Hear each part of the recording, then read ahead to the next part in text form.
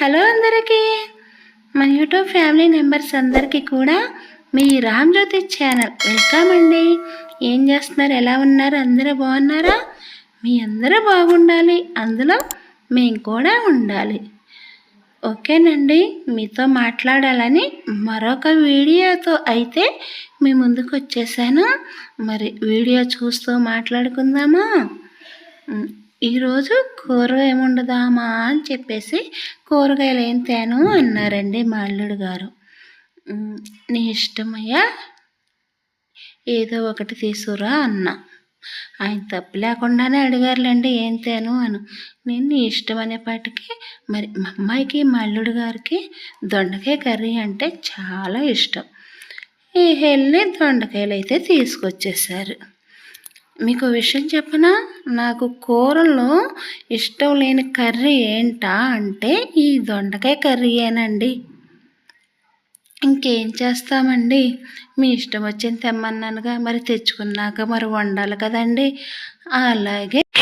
అలాగే దొండకాయలు శుభ్రంగా కడిగేసేసి చక్కగా సన్నగా తరిగేసేసాను. మరి స్టవ్ అంటించేసి బాండీ అయితే పెట్టేసి మరి తగినంత ఆయిల్ అయితే వేసాను. మరి దొండకాయ కర్రీలో ఫ్రై కదా, కొంచెం ఆయిల్ ఎక్కువగానే పడుతుంది అనమాట.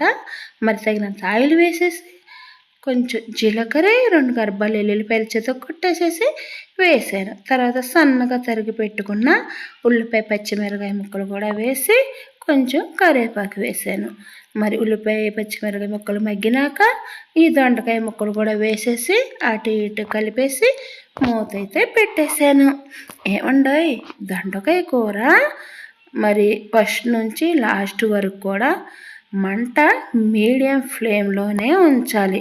స్పీడ్గా పెడితే తొందరగా ఉడికిపోద్ది, కానీ దొండకాయ అయితే మగ్గదండోయ్.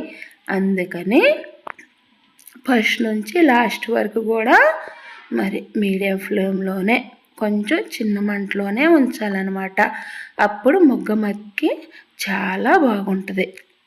తర్వాత తగినంత సాల్ట్ వేసాను, అలాగే చిటికెడు పసుపు కూడా వేసాను అనమాట. మరి మధ్య మధ్యలో అటు ఇటు కలుపుకుంటానే ఉండాలండి. చక్కగా స్లోగా పెట్టి అటు ఇటు కలుపుకుంటూ ఉండాలి చాలా నిదానంగా. అప్పుడు ముక్క చక్కగా మగ్గిపోద్ది. చూడండి, మగ్గిపోయింది. ఇప్పుడు టేస్ట్కి సరిపడా కారం కూడా వేసుకున్నాను. కారం వేసినా కూడా చాలా చక్కగా తిప్పుతా మధ్య మధ్యలో అటు ఇటు కలుపుకుంటా మగ్గబెట్టాలండి. అప్పుడు కానీ చక్కగా ఫ్రై అయ్యిద్ది, ముక్క కూడా చాలా బాగా ఉడికిద్ది అనమాట.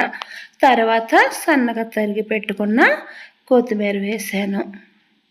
అంతేనండి, దొండకాయ కూర ఈజీయే. మరి చూపిస్తామైతే 2-3 నిమిషాల్లో అయితే చూపించేశాను. కానీ దొండకాయలు తెచ్చిన కాడ నుంచి నాకు కూర ఉడికేపాటికి గంట అయ్యింది. 1 అరగంట కోసాను, 1 అరగంట చక్కగా మగ్గబెట్టాను అనమాట.